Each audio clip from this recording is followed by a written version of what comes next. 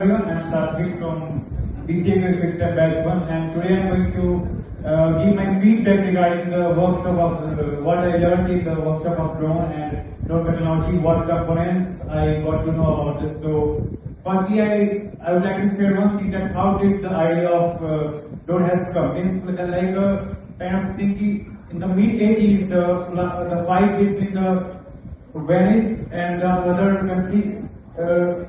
Drawn an idea of a UAV. So basically the drone has come from there. So basically we learn different components of it.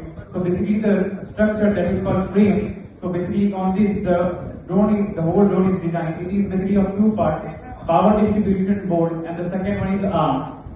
Through arms we can connect propellers. Propellers is basically a kind of wing which is slanted towards and gives a positive for push to the ground and go upward. And we also use ESC, that is electronic speed controller, which controls the speed moving to the propellers. Through which we connected it to the one-sided with the microcontroller. That is the microcontroller we are using to program the drone is the fixed hawk.